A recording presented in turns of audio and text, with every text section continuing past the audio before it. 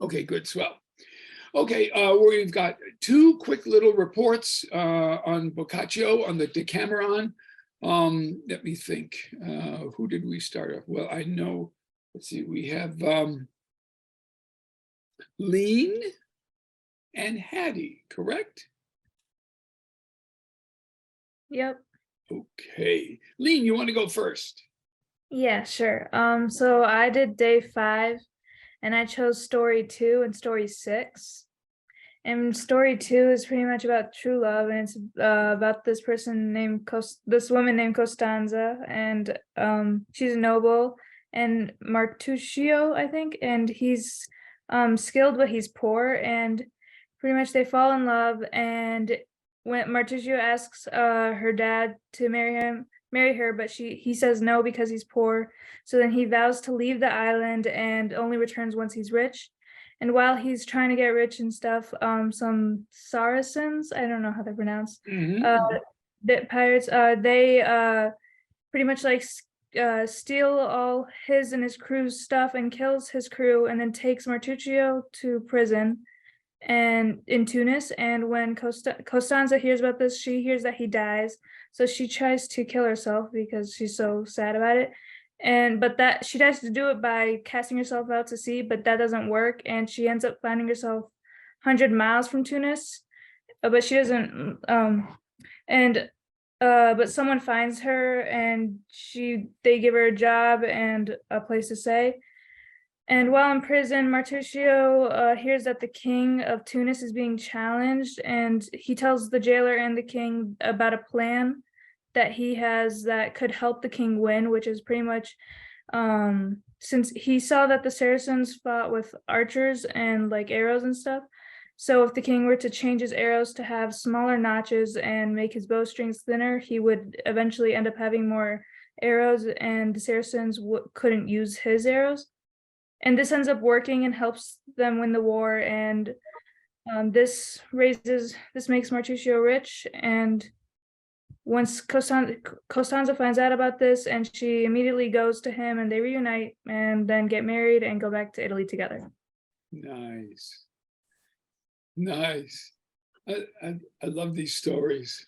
I mean, you hear them in a quick rendition, and then you realize that, wait, I've heard stuff like this all my life. You know, it's all this love lost, love found, and bad guys, etc. A strange name, Costanza, right? Yeah. A little bit of a strange name, except not for the Italians, because the first early Christian Roman emperor was a fellow by the name of Constantine. And you might say one of the reasons why Rome fell was because of Christianity, and that may at least partially be true. But Constantine does a conversion from being a pagan, pagan on Wednesday, and being a good Christian on Thursday. Well, if you read his biography, that's what he says.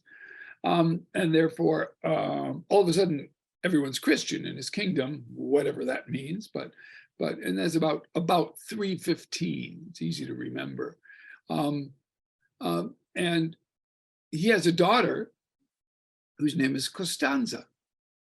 So, like any good father would do, he makes her a saint. And so all over Italy, there are churches by the name of Santa Costanza, Saint Costanza, Constantine's daughter. So you'll see. Good. The second one, please. This is another one about true love. And so a woman named Restituta, and then a man named Gianni. He lives in the neighboring island to Restituta, and everything's going well for them. But then Restituta gets kidnapped by Sicilian pirates, and these pirates can't agree which one of them should get her, so they decide to gift her to the king. And king's happy about the girl, but he doesn't feel like doing anything with her at the moment, so he sends her to the Villa La Cuba until he is. And then Gianni back home figures out who took her, and then he goes out to save her, and he finds her in the villa, and she shows him a way in, and they end up spending the night together, and they fall asleep naked in the same bed. And then the next morning, the king goes to see Restituta, and he finds them together, and he's really angry, so he orders for them to be bound up, naked, and burnt at the stake in front of everyone in the square. And then everyone comes to see them burning, including an admiral who recognizes Gianni. Mhm. And the admiral informs the king of their backgrounds and that they both belong to families that happen to be some of his biggest political supporters. The king immediately orders for the two lovers to be released and be clothed, and then he gives them with a bunch of gifts and honors them and gives them a wedding, and then sends them back home, married with a bunch of presents. And they live happily ever after. Right. Good moral story. In other words, if you come from a good family and you're into politics, you can do just about anything. And that's right. Good. Unfortunately, but I guess that's true. That's interesting. Good. I don't know, Glenna, like when you went to graduate school or in the years of your teaching, did you ever read Boccaccio? No, did not. I don't know. I think one of our philosophers may have taught that, but I did not. Yeah, I heard about him. I would sit in on comparative literature courses, comp lit. Had nothing to do with art history in graduate school. There was a woman who was really dynamite, and I would sit in on her courses, and she mentioned him, so I started reading him. That's all. I don't know. Yeah. Matt, had you run into Boccaccio before? No. David, did you? No. No. Good. That's swell. Hattie, are you there, dear? Yes, I am. Yeah, we don't see you, but we hear you, so that's good. Okay. Why don't you tell us about your which day? So I had day 7, and Liam's stories are very nice and sweet about true love, and mine are pretty much about affairs. So, so I did the first story and the 6th story. So the first story is called like Gianni and the Werewolf. So it's about this guy. His name is Gianni. He is kind of dumb, but he has a really, really smart, really beautiful wife. And she decides that Gianni is so dumb that she needs to take someone else to be her lover. Like, she'll still be married to him, but in order to be satisfied, she needs to take a lover. And she finds this guy named Federico. So in the summers, Tessa would go to this villa that her husband owned. And since he wasn't there most of the nights, she would have Federico over. And their system was using this donkey skull that was hung on a post outside the vineyard. And if the skull was pointing towards Florence, then their date's on, like, he can come over, he can, come stay the night. But if it's pointing the opposite direction, then Gianni's home and he needs to go back to wherever he came from. Yeah, the modern equivalent of that is putting a sock on the door handle. Yeah. Yeah. Yes. So one night, Gianni came home totally unexpectedly, and there was no time to go turn this skull. So Tessa and Gianni went to bed, and then they heard Federico knocking on the door outside, and Tessa said that it was this werewolf that had been scaring her recently at night. So they went downstairs because she said that she knew this special prayer that would make the beast go away. But what she actually said was, like, in the prayer, she actually said something that was like to tell Federico that Gianni was there and he needed to go, and he needed to go home because Gianni was actually home. So it worked. He went away. Gianni never found out, and Tessa and Federico laughed about it later and thought it was really funny. That's it. So wow. Then the 6th story is about this girl named Isabella who is married, and then she meets this poor boy named Leonardo who she falls in love with. But there's also this really powerful guy named Lambertuccio who starts pestering Isabella and wants to be with her. And he's like, hey, like, leave your husband. You should be with me. So Isabella goes to her little country villa so that she can get some peace of mind while her husband's out of town, and invites Leonardo to come with her because she falls in love with him and really likes him. But Lambertuccio shows up and is banging on the door, like, let me in. And so Isabella and Leonardo are both scared of him because he's really powerful. Mhm. So Leonardo hides, and Isabella welcomes Lambertuccio into her house. She kind of tries to get him to go away, but she's like, it'll be easier if he just actually comes in, and then I can be like, okay, like, you can go now. So then they start having sex. And then the husband comes home and is like, hey, what's going on here? And she tells Lambertuccio, hey, he needs to get his dagger out and run around the house and run out of it like a madman. Like he's crazy, like he's trying to kill somebody. So Lambertuccio does what Isabella says. And what Isabella tells her husband is that Leonardo was running for his life from Lambertuccio, and he was hiding from him. And she was able to like fend for herself and fend Lambertuccio off. So the husband tells Leonardo he's so sorry. He's safe now. They'll take care of him. And the three of them sit down and they have dinner together. And that's it. And that's it. And that's the end. Mhm. That's it. Satisfy one desire with another. Yeah. Yep. Why not? Must have been a good meal. I don't know. Yeah. Really good pizza, probably. Yeah. That's something. One of the days, only one of the days, as I remember, really focuses on the story of true faith, faith and God and religion, because no one wanted to hear about it. Everyone wants the lasciviousness of the stories we've all heard, I guess, that human nature. So that's it. So let's see now. What I'd recommend for you ladies, if you want to pick up Italian men, bring a copy of Boccaccio with you. Go to a pub and just put it on the and have the young men come by. Oh, you're reading Boccaccio? Ooh, yeah. Actually, don't do that, Lean. I'll get in trouble. Your dad will yell at me. Yeah.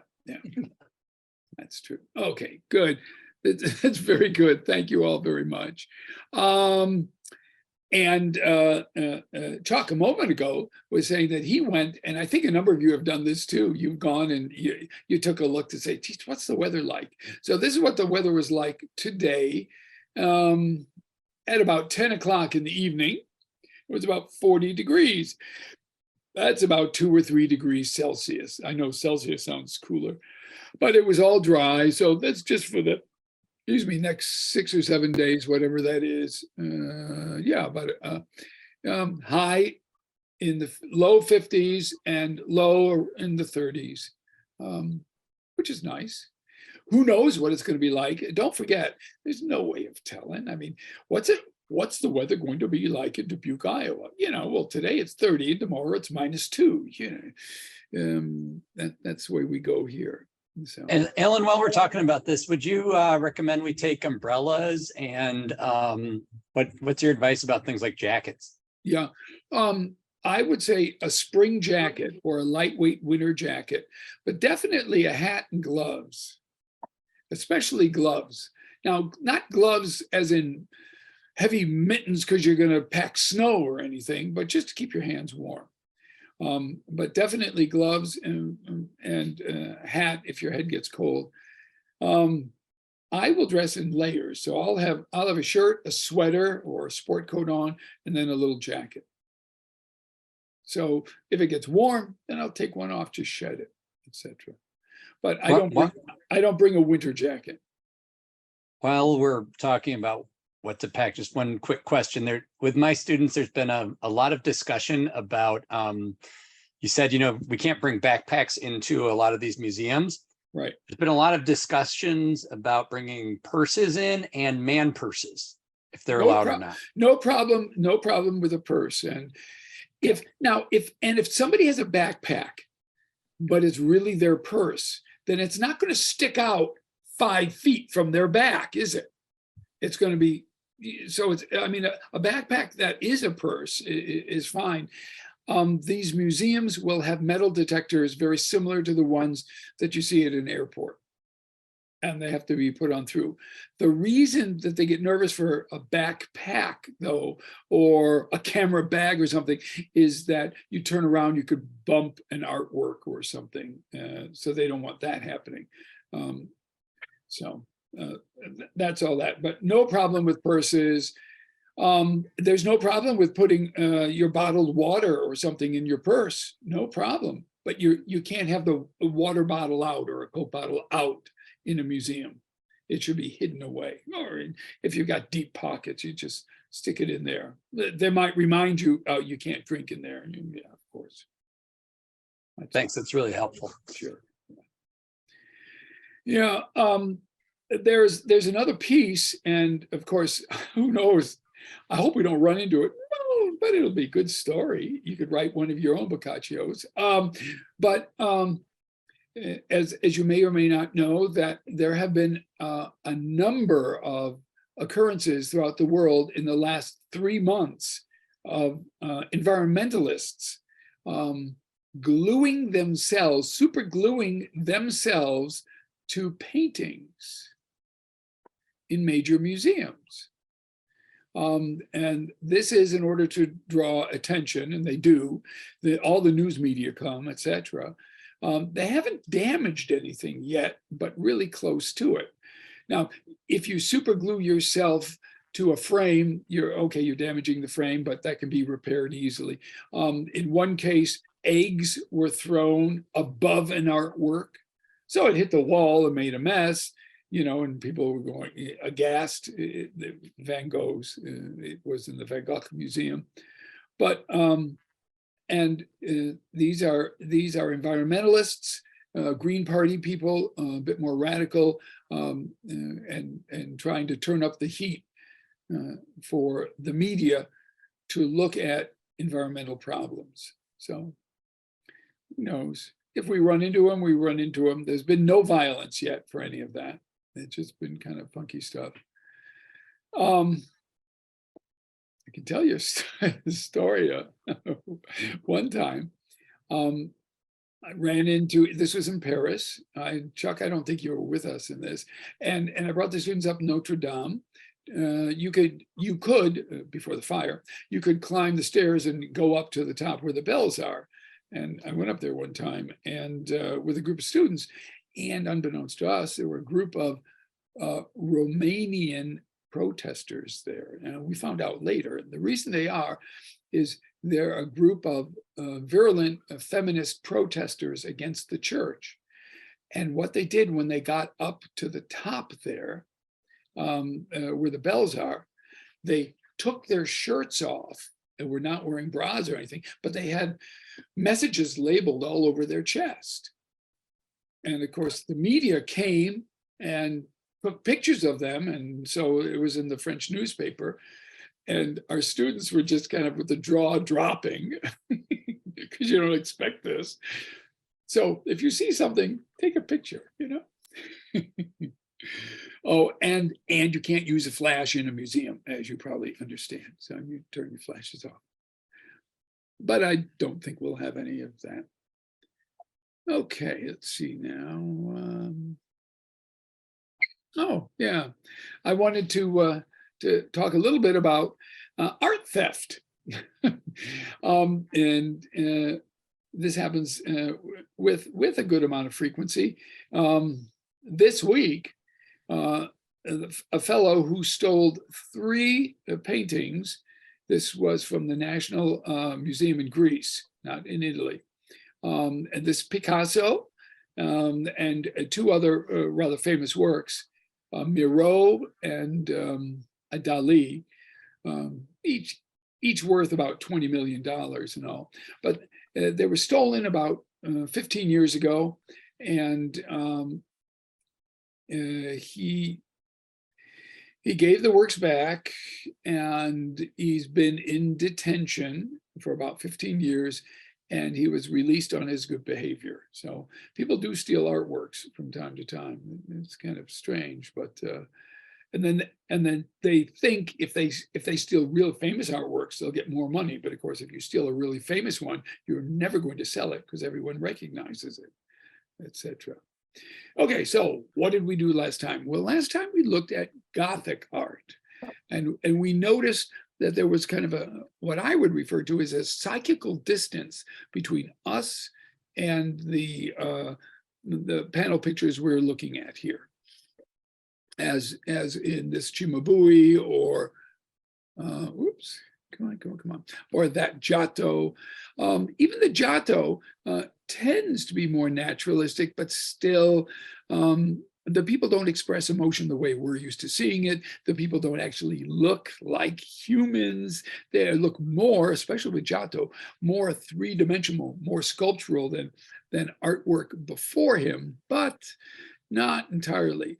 Where we really get naturalism is with the Renaissance. And part of that revival of the classical past from the Renaissance definition is part of that revival are classical forms, but naturalistic forms. So that is the way people move and the way they look and naturalistic emotions. But with the Renaissance, the Italian Renaissance, it's always very direct. It's very easy to read, very easy to understand. Maybe you don't know the story, so that makes it difficult for you to understand, but they tend to be.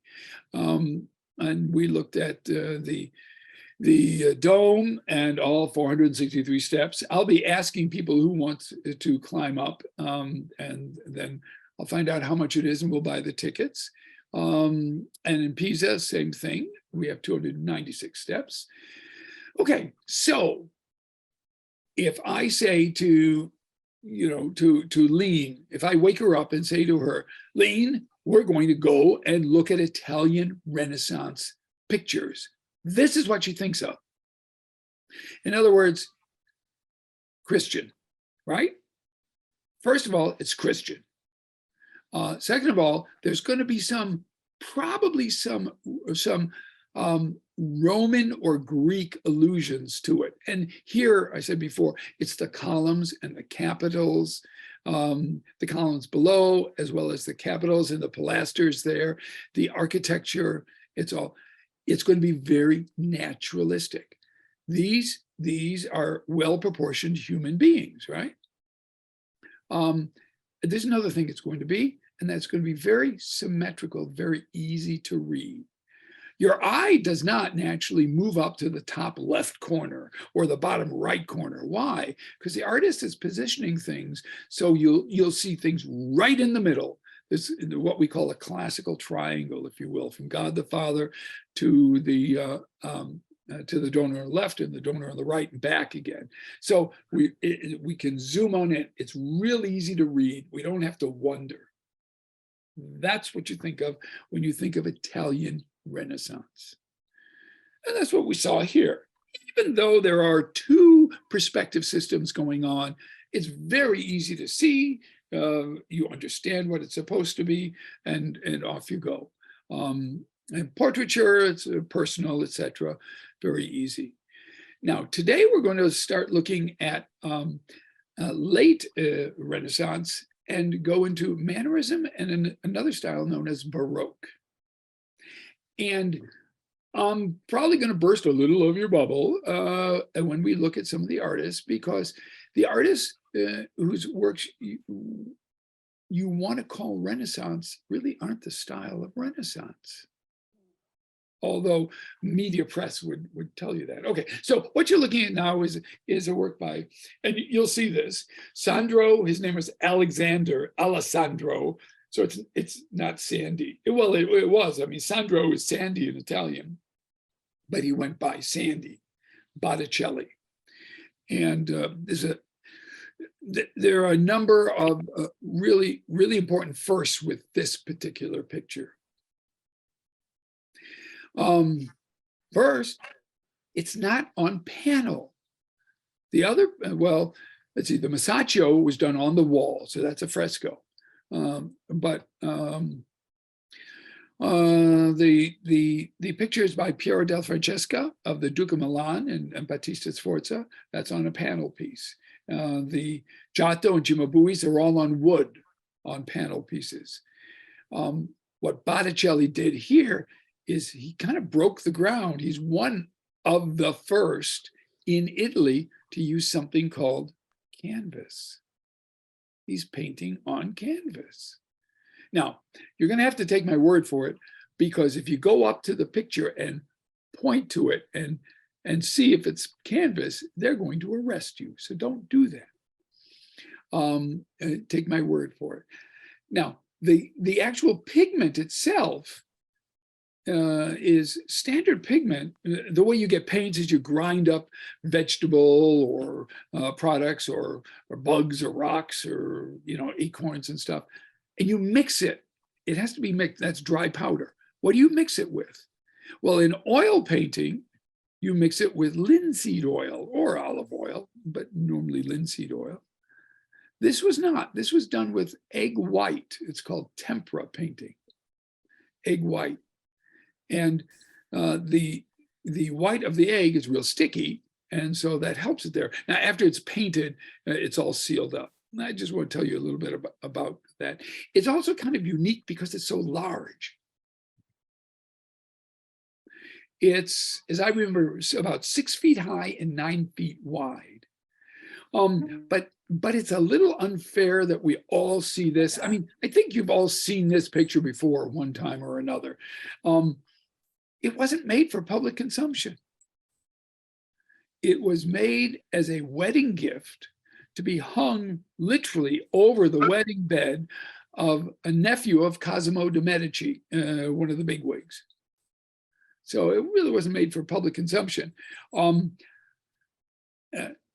Because I'm not sure in the 1480s, Italy would have easily understood and endorsed such an image.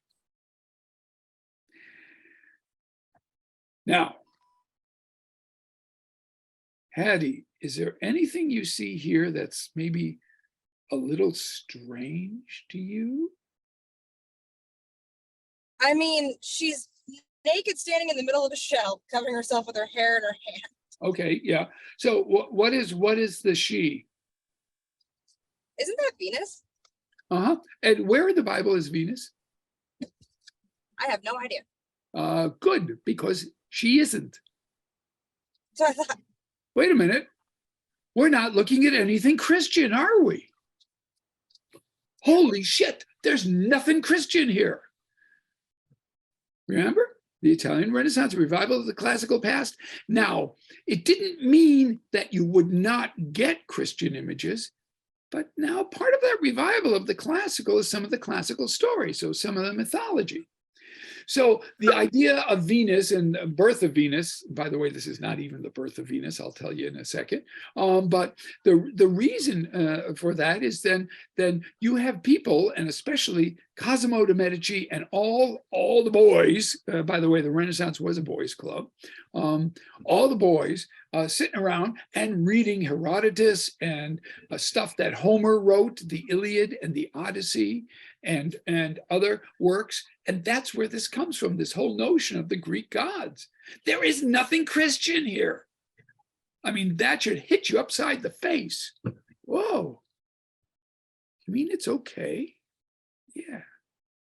But partly it was okay because it wasn't done for the public.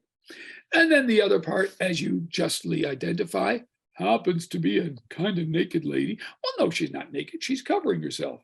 Yeah, right. She's doing what all men think women want to do, and that's play peekaboo with this hair thing. Okay, so who is Venus? Let's see. Alyssa, who is Venus? Tell me, I forget. I believe she is the goddess of love. Oh, good. Is she Roman or Greek? Oh, that's a great question. I always get confused between. But I'm gonna say she's Roman. You're right, because Aphrodite is the Greek. Okay, same. Okay. She all the same properties. They just give her a different name. Good. Right. Okay. Okay. Goddess of love.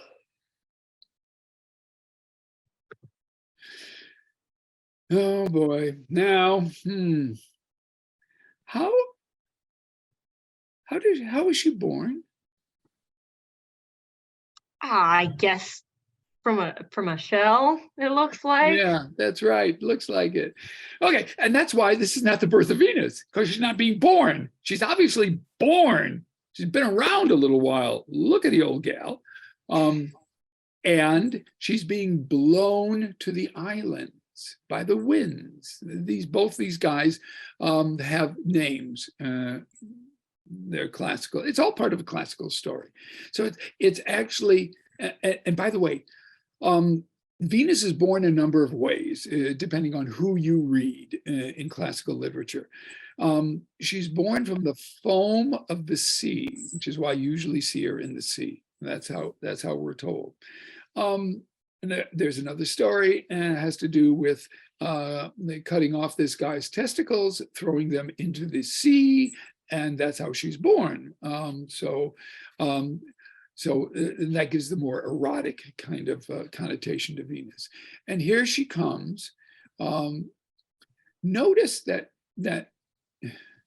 she may be maybe the goddess of beauty here, but she's ethereal, right? This is not the girl who lives next door to you. This is somebody else. This is something. This woman is about as naturalistic as that Virgin and Child were by Cimabue or Giotto. In fact, they are more naturalistic than she is, because you see, this huge woman is standing on a shell and not tipping it over. There's no indication of this weight going on here. And the poor lady has a huge neck and is unfortunately has no shoulder blades, no muscles, no bones in her body here. Just the important sensual parts, her pubic area and that she's trying to cover, and her breasts, which she's not doing a good job in covering. But anyhow, she's coming to the island, and when she lands, by the way, when Venus lands on this island, the island is going to break into song. And that's what you see in the next picture, just to the right of this painting. Whoops, here, I just have a detail I didn't even remember. Now, okay, Glenna might know, Pat might know, Dick wouldn't have a clue. That's probably right.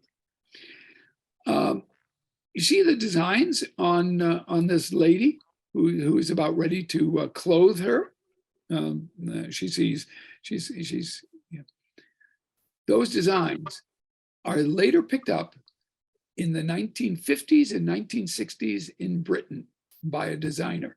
Do you remember who? I do not. Laura Ashley.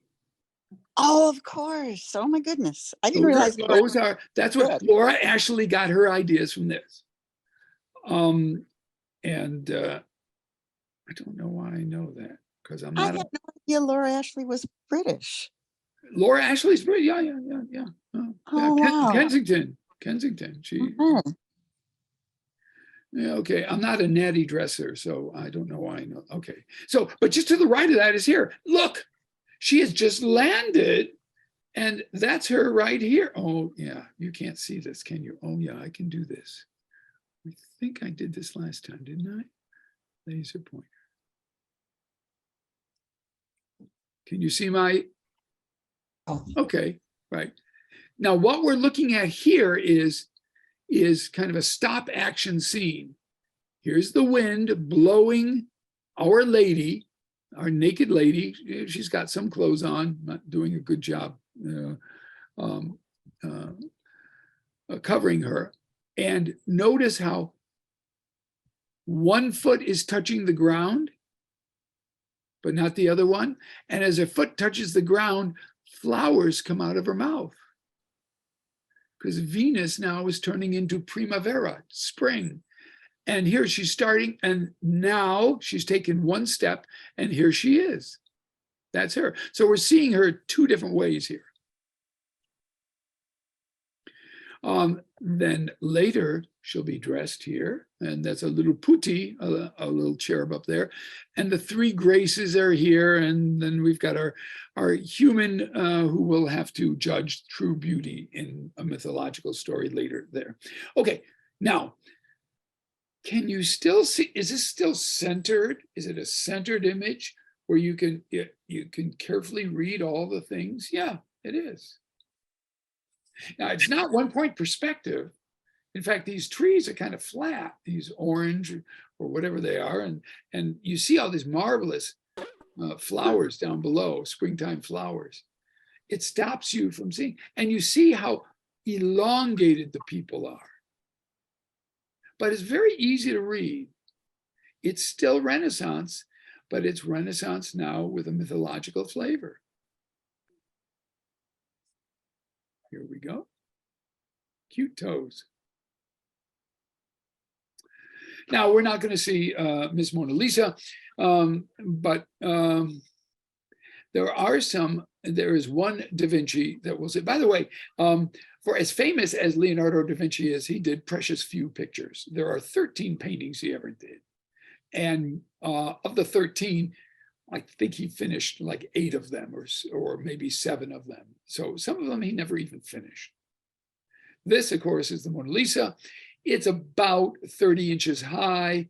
It's in the Louvre in Paris under 2 layers of bulletproof glass. So it's if you really want to see the Mona Lisa, you got to see a reproduction of it. It's real difficult to see it.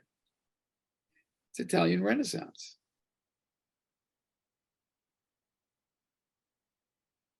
Yeah, why? Well, partly the date, and partly because it's Leonardo. Do you see how centered it is? How symmetrical? How easy it is to read? In this case, she's sitting in the foreground on a balustrade, and that's like a little patio. And the background is all the I think there's then theoretically that her husband owned. nothing bad. Nothing bad on this one? Yep. No. We don't. He was answering me because I asked him what the dog was eating. Oh, I see. Good. Thought maybe Dick was suddenly realized we showed naked ladies on here and didn't. Okay, good. Okay, we call it the Mona Lisa. Everybody calls it the Mona Lisa. The reason you call it the Mona Lisa is that in 1565, a guy by the name of Giorgio Vasari wrote a book called Lives of the Artists. And he purported it's the first like art history book, and it's full of bunk. He pretended like he knew all this stuff, and he didn't. We know that he never even saw this picture, but he wrote all about it. It's as best we have because it's 1565, but this picture ended up in France when Leonardo left for France. So there was no way Vasari could have seen it. Vasari tells us it's a portrait of Lisa Gioconda, a merchant in Milan, a merchant's wife. Lisa Gioconda. So we call it Mrs. Gioconda. Well, actually, in Paris, it's called La Gioconda, the Gioconda lady, after the husband's name. But we have no idea. And quite frankly, it's probably not.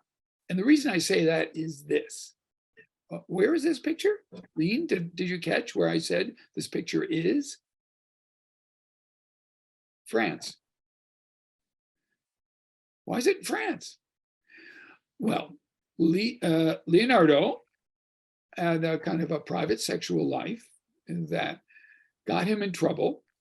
And the Duke of Milan, not Sforza, but his successor, was able to stave off people. But finally, he could not. So he told Leonardo, you're going to have to leave. I'll give you a coach. You go up to Paris because the king said you could go visit him whenever.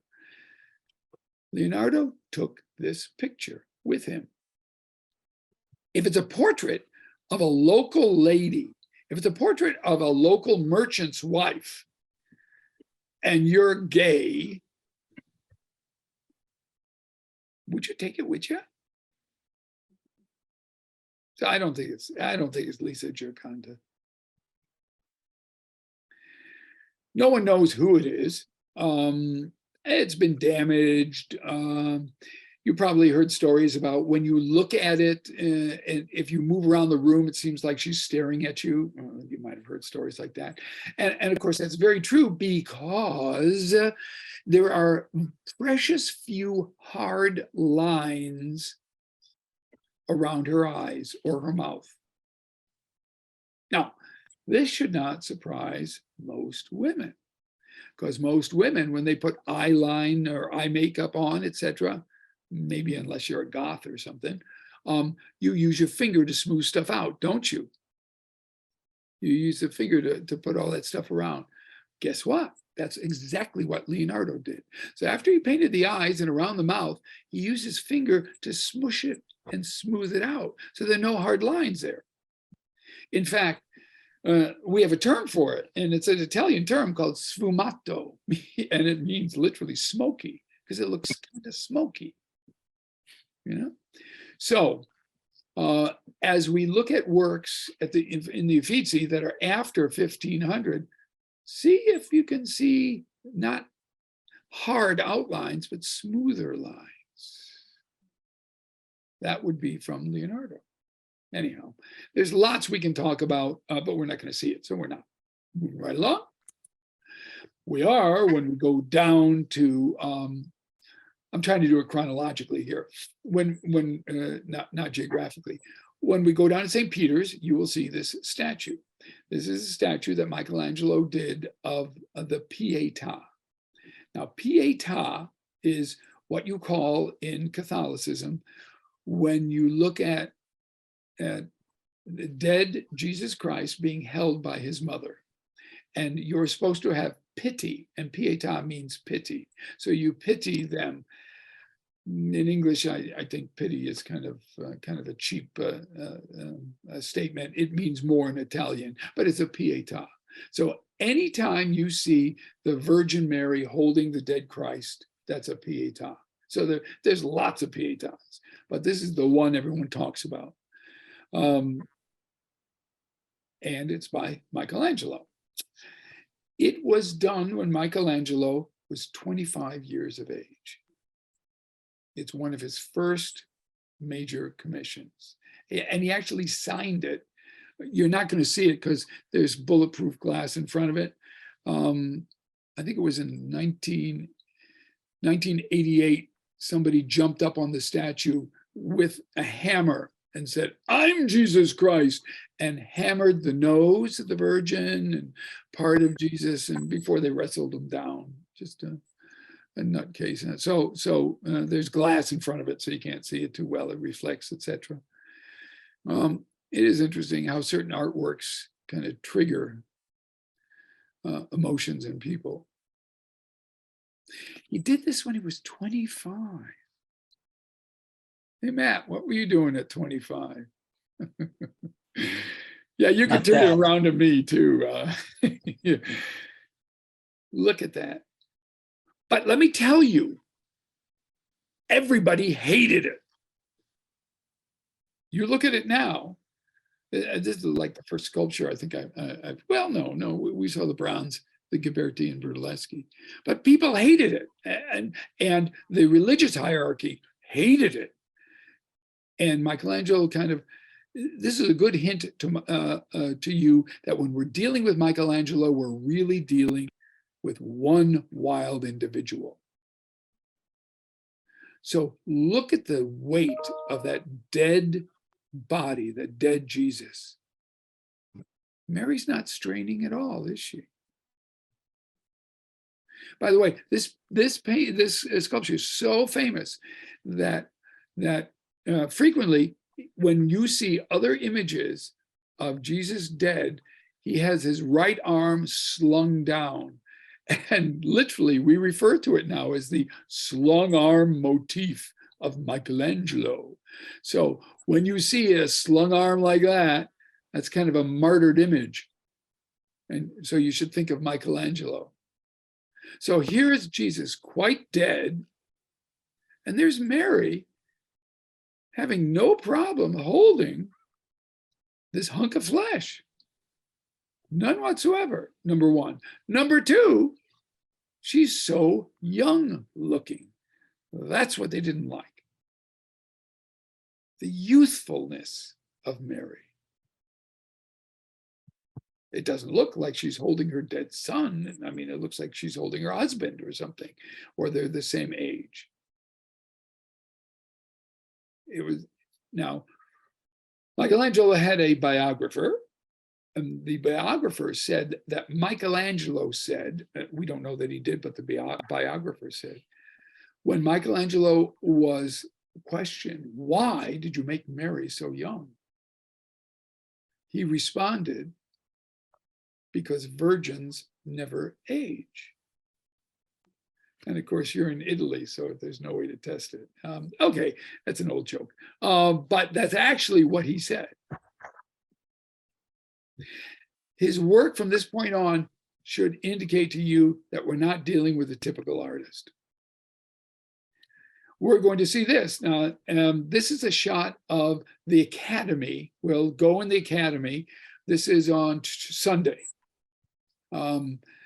So we arrive on Saturday and I'm walking you around, we'll have dinner and then you will crash. And then Sunday we go to the Uffizi and then we go down to the Academy, which is an art academy, but it's where Michelangelo's works are. The sculptures you see on the left and the right are called the Prisoners. It was a design done in Michelangelo's old age, and the works have never been completed. They're just amazing. I'll talk about them when we're there, etc. But what you'll see when you walk up to the main hall, you go, holy shit, there's David. It used to be you couldn't take pictures, and they just finally got tired of saying, don't take pictures, take pictures. And you see people take pictures with them. On this plinth, it originally was going to be on the top of the entranceway of the cathedral. But when the city fathers saw how good it was, they said, nah, we like it. We'd like to see it. So, and you can walk all around it and look at it. It's, of course, the story of David and Goliath. Okay, so Hattie, what's the story of David and Goliath? No, Evelyn, the story of David and Goliath. Recount that for us. You're a good Bible reader, and even if you're not, I'm sure you have an idea. Well, David was like a shepherd, and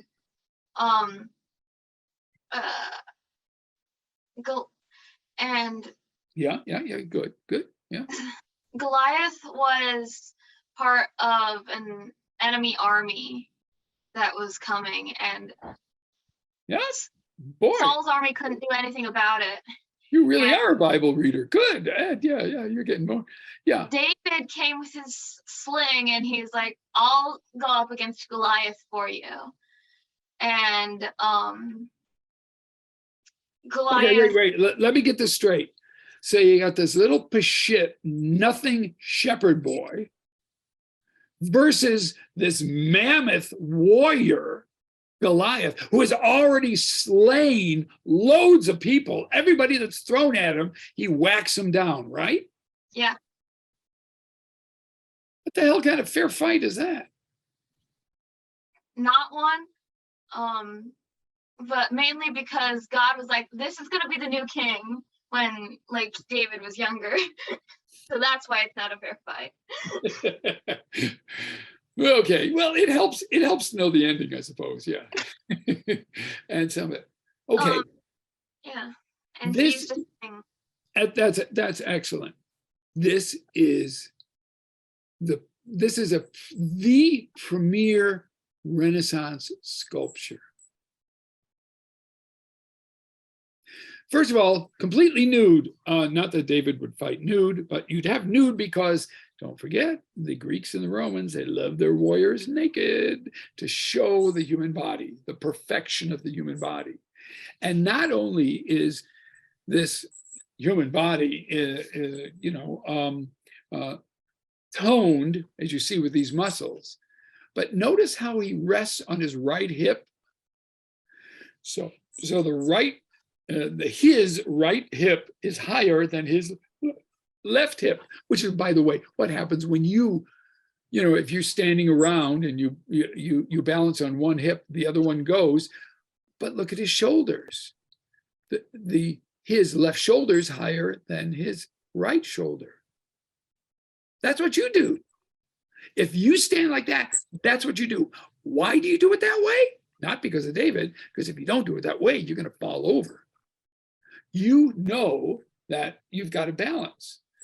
It's a pose, counterpose thing. Oh, wait. I think there's an Italian term for that. It's called contrapposto. Contrapposto. And it refers to the complex twisting and turning of the human body. Look, if somebody stands straight, at attention, there's no twisting and turning of the body. And it also doesn't look very natural. But you and I don't do that. We twist and we turn and we lean, and it shows the complexity of the human body. This is Michelangelo. He wants to show you he can do this out of one block of stone. Now,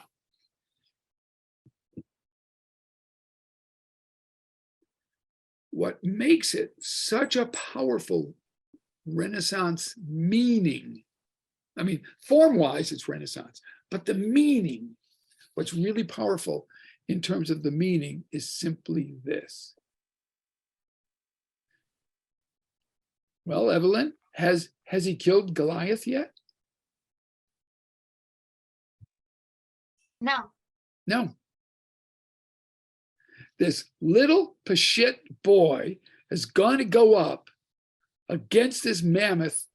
There's no way in hell he's going to be successful, except look at him. Look at his face. Look at his body. Look at how he's tensed up and he's concentrating. You and I know this is going to be successful. And even if you don't know the story, but I think everybody knows the story, but even if you didn't know the story, you would know he's going to be successful. And I mean, this is all about Florence here. Each one of you at various times in your life will face your own personal Goliath. And the message here is you muster the strength and go to it. And hopefully God's with you. Of course, he's not going to fail. But it's not because of his strength. It is, as you said, because of the strength of God. Even though David's such a creep for some other stories in the Bible, etc. But we won't go into that. Okay, so we'll see that. And you can walk behind him. I had one student.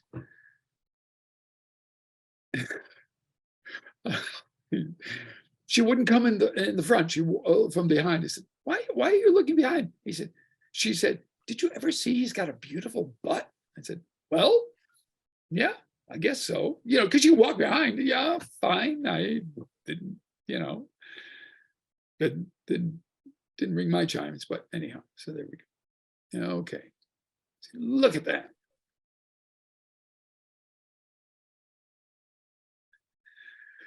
Okay, that's Michelangelo, the Italian Renaissance artist. Okay.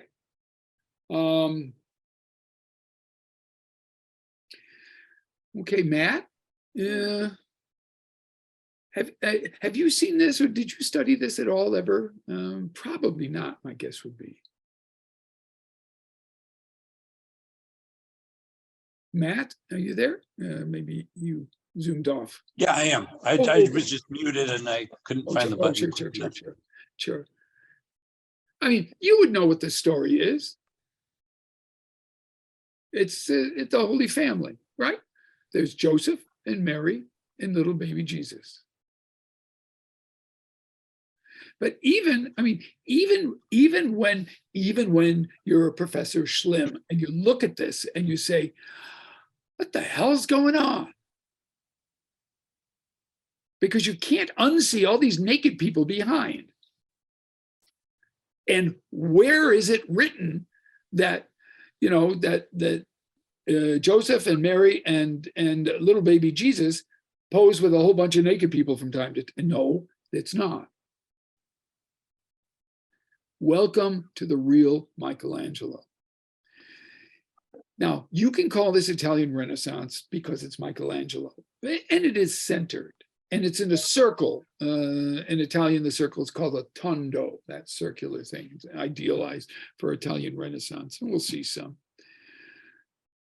But it's not really Renaissance, it's the next style. Michelangelo really led the way in a new style, and we refer to it as mannerism, which may not be a style you're used to hearing. Mannerism. The term is from the Italian maniera, meaning hand.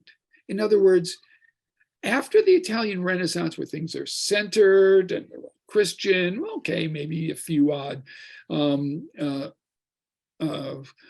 Greek or Roman things thrown in there, but everything is very easy to read, etc. After that, the artists, especially with Michelangelo, said, yeah, but I want to make it mine.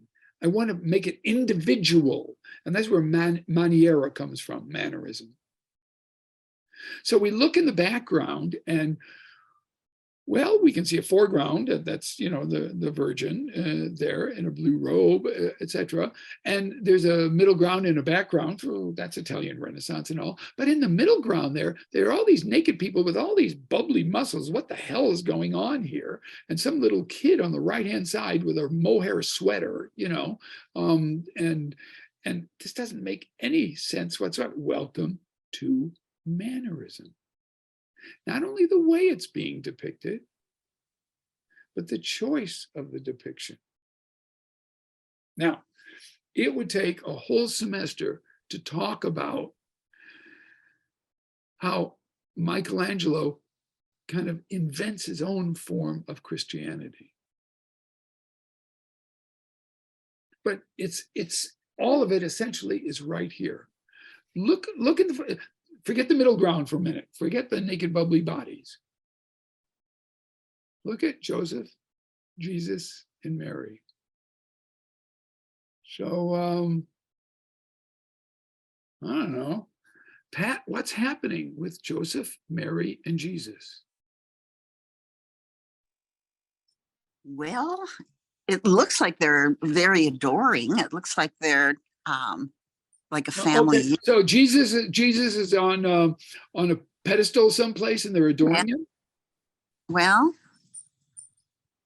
I don't know. It just looks like a beautiful, cuddly family unit. And Yeah, but what's happening in the cuddly family unit? I don't understand. I can't see the picture. Well, Mary is reaching up and touching him, holding on to him, and Joseph has his arm around Mary. And the baby has his arm on Mary's head, and it just looks like they are a unit. Good. Okay, now I see it. Wait a minute. Dick disagrees with you. Dick vehemently disagrees with you. Oh, I'm sorry. He's waving his hand. I see it. See, because you say Mary is holding him. And Dick says, no, Mary's not holding him. Joseph is holding him and saying, here, change his diaper, So you don't even know where this little baby's going. Is Jesus being held by Mary? By the way, Mary, who looks like she's a wrestler. Look at those muscles on that. No, My Joseph's God. arm is going around Mary, but Mary's up by the baby. So it's like a circle. Actually, that's Mary's arm. That's not Joseph's arm. Mary's arm? Yeah, it is. Oh, never mind. No, I understand what you're saying because it looks like it follows here, but this is actually Mary's arm here. Okay. But look at that. I don't want to arm wrestle this lady. I tell you. I thought it was Joseph. Yeah. That's okay. In so many images of the Holy Family, Joseph, actually, some of them, if you look at them and we'll pass by loads of Christian images, some of them, you'll see Joseph sleeping. Because what is he supposed to do, He doesn't have a big part, if you get my drift. Okay, so but we can't tell, is Joseph taking the baby or giving the baby? Is Mary receiving the baby, or is the baby getting up Do you see? When, so Evelyn, when was the first time you ever saw such inconsistency in Italian Renaissance work? And the answer is never. You always knew for Italian Renaissance, you always knew what was happening and where it was happening. And now, not only do you have these invented bubbly muscles, you've got a Holy Family that is so entwined, we can't tell. And this is not a baby, this is Jesus. We can't even tell if he's coming up or going down, number one. Number two, now look at the middle level. Actually, do I have a detail? Yeah, I do. There. What's happening here? Anyone want to give me a guess?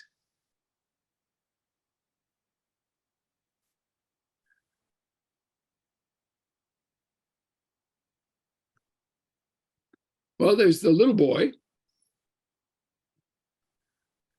And then there are all these people.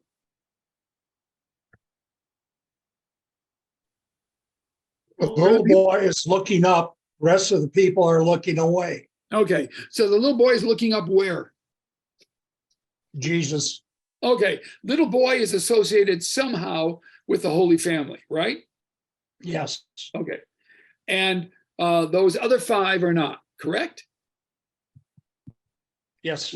That's what I would say based on what I'm looking at.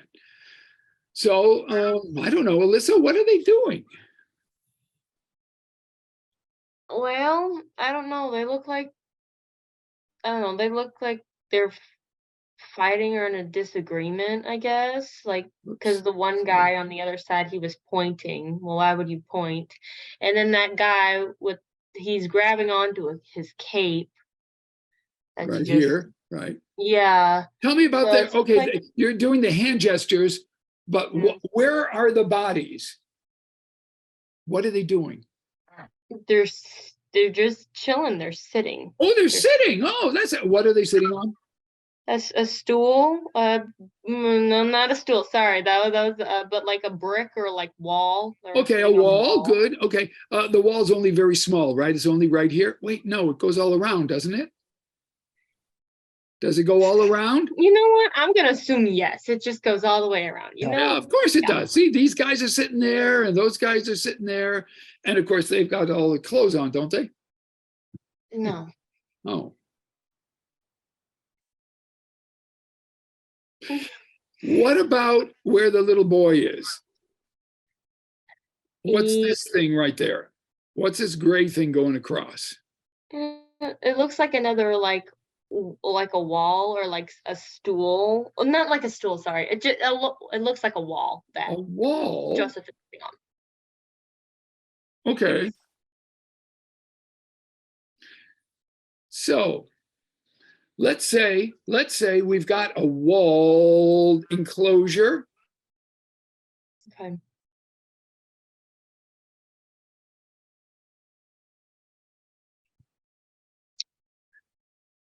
And people are sitting on the side of it.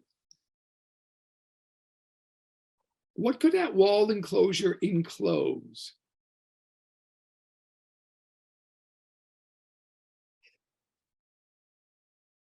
The key is the boy. Hey, Matt, would you guess who the boy is? Is he an angel? No. Is that Nope. If I John? had to guess, I would say John the Baptist based on You his got age it. and what he's You holding. got it. Okay. It's John the Baptist, his cousin, Jesus's cousin, John. Okay? Yep. That's the whole key. Now, why is it John the Baptist? First of all, because John and Jesus, they have play dates all the time. So it's logical that he'd be there. Number two, he's wearing this mohair jacket. Remember the story of John the Baptist? He sleeps rough from time to time. Yeah, right? Okay, those of you who read the Bible may know that. Okay, and that's why he's got that weird sweater on. And they call him John the what, Evelyn? John the Baptist. so what makes a Baptist? I don't know. I'm Jewish, I don't know. They take people to the river Wait, and wait. They take people to what's in a river? I don't understand. water. Water? Evelyn, are you telling me that what we're looking at here is a pre-baptismal environment where you've got naked hordes in a swimming pool that doesn't have water yet because they haven't been baptized yet because the story hasn't gone far enough? And that's one of the reasons, for instance, why, among other things, so you're going to have to look at this. You tell me if, come on, this is not, okay, there. These figures are hermaphrodites. You know what that is? Yeah. Hermaphrodite, part, both male and female. In other words, these are people who are damned. They will be saved once they get baptized. Wow. Where does it say that in the Bible? It doesn't in the New Testament. Welcome to Michelangelo. He gives his own interpretation on there. No water there because Jesus is not old enough, John's not old enough. Okay. I can do the same sort of thing with all of the Sistine Chapel ceiling, and it will take hours. But you begin to understand what I'm trying to do is to show you by looking at some of the pictures and looking in detail, you will get more out of it. Okay, now this guy's name is Rosso Fiorentino. In other words, his name is the redhead from Florence. Now, that wasn't his real name, but he was kind of a wild son of a bitch, and he was from Florence, and guess what? He was a redhead. You might understand redheads are not natural to Italy. They may be Scandinavian or Irish, but they're not Italian. But he had flaming red hair, so they call him, hey, Il Rosso, the redheaded guy. Hey, redhead. So he goes down as Rosso Fiorentino. We're going to see this picture. It was in an exhibition, but I'm sure it's been returned. The exhibition closed a good 6 months ago in the United States. And it's Moses defending the daughters of Jethro. So, Alyssa, is this easy to look at? Can you understand what's going on? No, That's a of course fight. not. Right? I mean, look at it. Okay, you got bodies in the foreground. You got this one guy who's obviously pissed as hell, the one in blue, going to go whacking people. You got somebody in the back with a red turban or something flying, and this one lady who has trouble keeping her dress on that he's chasing after, and other people going, which way? You don't know where to look, right? So, Alyssa, you wouldn't call this Renaissance, would you? Because Renaissance is clarity. Right. Now, it is religious. It's from the Hebrew Testament. It's from the Old Testament. Moses, by the way, is not some religious fella who sits around and reads all the time. He's a muscular son of a bitch. Don't forget Moses was a shepherd too. You're not a shepherd because you got a pot belly. Shepherding is kind of hard stuff.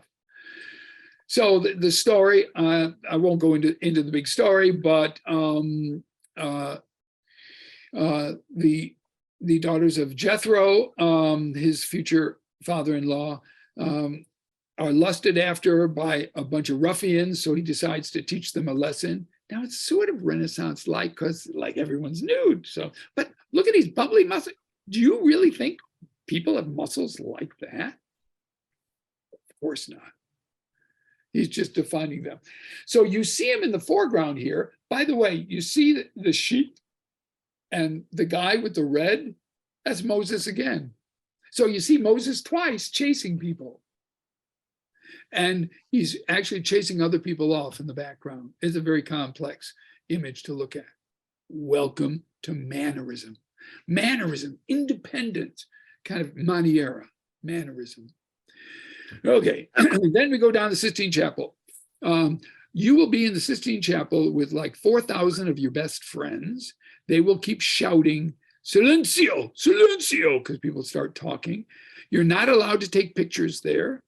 If you can, with your phone, do one quickly. But most Americans, will take 20 minutes to focus, and, they'll yell at you, and I don't know what they'll do, and you'll be intimidated. Don't even bother. It's not going to come out. But this is Sistine Chapel. It's just a little Pichet chapel built by Pope Sixtus. That's why it's called Sistine. And it's part of Vatican City. And that's where we'll go first. Well, we got to wrap our way around. I've hired someone to go buy tickets for us when we go there. And then we'll look at the ceiling. I mean, we'll be there. We walk in this door right here. The door over here is where the cardinals go when they have to elect a pope. But this is for the public. So we'll come in here, we'll go all around there. Now, the artwork on the side walls are by different artists. Michelangelo did the Sistine Chapel ceiling here around 1512. And then the Pope said, Julius II said, get your ass back here and do the rest of it. That's the end panel here. That was about 1540. So Michelangelo was involved in 2 painting sequences, and that's what we're going to look at. And let's see, I shouldn't do that. There, no, I thought I had one of just that. But you can tell even from here when you're looking at this. Do you think this is all very clear and logical up here? It's 40 feet high, by the way. No. There are people floating in and out and doing various things.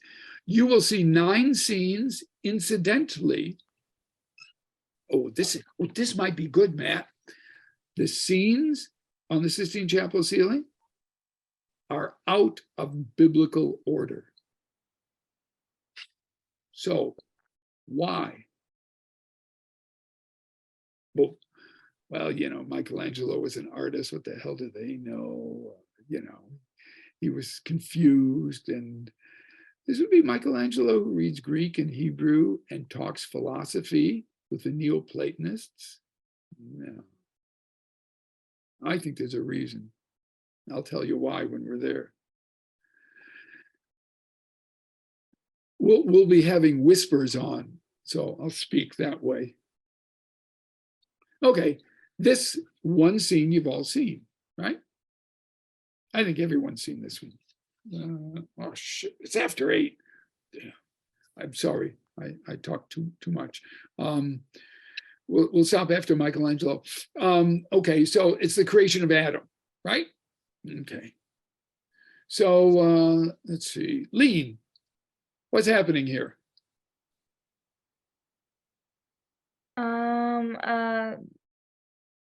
A man is it Adam reaching? Yeah, that's right. Adam. The first man is being created. Right. By whom? God. Okay. What else do you see in the picture? Bunch of angels or people, like a heart, I think. Or I don't know what that is. Yeah. Oh, he's flying over with his entourage. By the way, you may not know this, Lean, but this doesn't say this in Genesis. It doesn't say God takes a bunch of his pals and they fly on over and zap Adam. That is not the way it goes. This is Michelangelo. And wait a second, Lean, you just told me Adam's being created, right? If you look closely, he's not being touched yet. He hasn't been created. Looks pretty good to me. I wish I was that good looking. So what's that about? Do you have any idea, Lee? If this is the creation of Adam, how come Adam is already there? And he's not only already there, he looks like he works out 3 times a day. I don't know. Okay. The response, I don't know, goes along with, this is by Michelangelo. He invents his own interpretations. Why? Is that, oh, I don't know. Does anyone want to make a suggestion as to what's really happening here in this creation of Adam, which you've all seen 100 million times, but you never really thought about it? He's obviously not creating him. Adam's been created already. So what's happening? Anybody? God is I mean, touching. I guess they could be creating Eve. I'm sorry? They could be creating Eve, like theoretically they could be, but Okay, Eve out of Adam's side. Doesn't look like there's Yeah. any side action here, so I'm Right. not sure. Okay, So It's his God passing interpretation. on the spirit, I'm maybe sorry, Pat. passing on the spirit. You got it. Michelangelo is interpreting this as this is not a physical creation of Adam. Adam is there physically, but he's going to zap him with his soul. Hmm.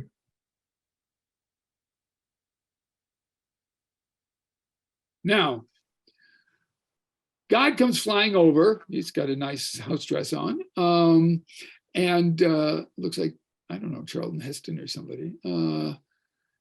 That's what I was thinking. Yeah, okay, fine. Yeah, because you're an old person, we think the same. Yeah, sorry. Okay, so tell me about God and his retinue. All the people with God. Who are the people with God? They're all little cupids, right? Little angels, aren't they? Right? Wouldn't you agree? Sure. No, because they all are, except for one guy. person. Mhm. So where in Genesis does it say God flies over and puts his hand around his girlfriend and flies over and creates Adam? Where does it say that? It doesn't. Alan, why does he have a belly button? and that, yes, okay, good. Right, we're getting into anatomy. Good, I like that, Dave. Look at the woman that God has his hand around. That's not Mrs. God. We don't know about Mrs. God.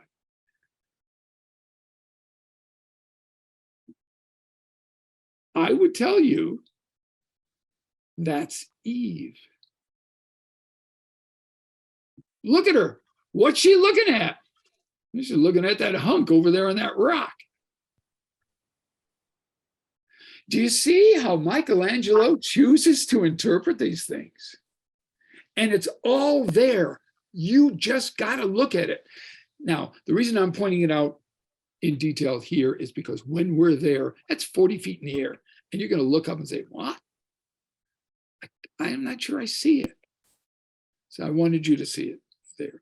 We could talk about that more, and there's some more things. Okay, another one of the scenes is two scenes combined. There's the tree of knowledge of good and evil, and what looks to be a snake. By the way, the Bible doesn't say, just want you to know, in Hebrew, the Bible does not say it's a snake. It says it's an animal that crawls on its belly. It does not say snake. Also, by the way, it doesn't say apple. It just says fruit. But the interpretation of fruit, it's all Hebrew, ancient Hebrew. Okay, so, but we interpret it that way. That's fine and dandy. So there's the tree of knowledge of good and evil. What happens on the left-hand side? Who wants to tell me? They've been cast out. Oh, okay, when we're looking at it on the left, what happens? They're taking the fruit. Right, okay. They are they? Who's taking the fruit? Well, Eve's taking the Oh, Eve's okay, taking the okay. I fruit. just want to make sure we understand who's taking the Adam fruit. is also taking fruit from the tree. I'm sorry, the snake or the animal is giving who fruit? Thank you very much. Eve. Okay, now I hate to do this, so we're all adults here. So Lean, this is just one of these adult things. But with Michelangelo, You can't unsee something if you've seen it once. This is a typical Michelangelo-esque woman, right? Just a man who works out with a couple of breasts thrown on for good measure. That's a Michelangelo woman. So that's, and we see down here the hand gesture. Anyone care to suggest what finger is extended and pointing to her womb? Yep, that finger, the middle finger. And if you ever want to do a study, you can study when does the sign of the middle finger mean sort of what we mean it today.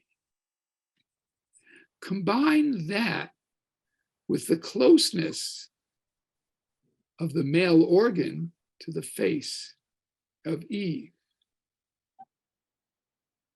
Very interesting. So they eat of the fruit of good and evil, and they're kicked out, right? And that's what's happening here on the right-hand side. But look at how Michelangelo does it. He does it like a scale, doesn't he? Like a scale of balance, like a jeweler's scale almost. You know, you do this, then this happens. Combines both together. No other artist in the history of art has ever done that before. Combine those two together.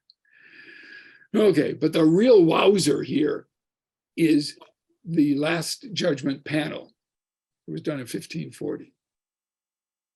I've got details here. It's been cleaned up. This is kind of what it looks like now. This is supposed to be a self-portrait of Michelangelo in, see, I think this is St. Lawrence here. No, St. Bartholomew, that's it. Yeah, that's an apple peeler. He's holding an apple peeler. He gets skinned alive. That everybody, by the way, has, these are all saints. Here's St. Catherine with her wheel right over here. There, maybe that's a good one right there. Okay. From a religious standpoint, Hattie, what's the Last Judgment from the religious standpoint, from a Catholic standpoint? Isn't that like where you get judged to be, like if you're going to go to heaven or hell? Right. Before then, what happens? I don't know. Well, you've died. All the people, the Last Judgment occurs when everybody, when Christ comes back again. And everyone either lives or dies, right? Up until then, if you died, then you went into kind of a holding tank referred to as purgatory, correct? Right. Okay, good. Okay. This is Catholic stuff. Okay. But the Last Judgment is when the last thing is done, so it's black and white. You're either in heaven or in your hell. Oh, by the way, heaven's over here with all these hot, sweaty, naked, nasty bodies, and hell is down here. Well, there aren't actually too many people. It might be nicer. If you don't like a lot of hot, sweaty bodies, go to hell, because it's down here. But here are all the people. And here are, I don't know if you can see them. Let me just, so according to what Hattie said, the Last Judgment is when Christ says, all those who are righteous on my right hand, notice Christ raises his right hand, goes to heaven. All those on the left, notice the left hand is down, they will all go to hell. That's it. There's no more talking. There's no argument. It's binary. That's the Catholic interpretation of the Last Judgment. So that means you understand what's happening here, right? That means it's very clear what's happening here, right? No. Look at this. I don't know if you can see in these slides here. Do you see? People are fighting. These people are coming up. These people are fighting to come up here. What do you mean you're fighting? You're going to hell. Oh, by the way, This is the door we come in. When you walk in, immediately look up and you'll see this guy with a snake wrapped around his torso. These people going to hell. And here is the river Styx. The river Styx? Greek mythology in the middle of Catholicdom, and there's Charon right here swinging his oar. Charon, who gets money from dead people? Here's hellfire. That's the fire down here. And they're going out. And if you look carefully here, this guy's helping this fellow out. Oh, he's helping. Oh, isn't that nice? You're helping somebody out. You're going to hell. What do you mean you're helping somebody out? This is a non-judgment last judgment. Now, he paints us in 1540, well after this monk up in Germany says, you know, maybe things aren't exactly the way the Pope and the Christendom says it is. The Protestants come forward, Martin Luther. There may be a little Luther influence here. There's a lot of Michelangelo influence. It is the most dramatic non-last judgment you will ever see. And it's right, sitting right with the Pope. It is so anti-Catholic. And I can point to details, but I shouldn't. And I have more slides here, but we're way past our 1 hour. So I think we're going to stop right here.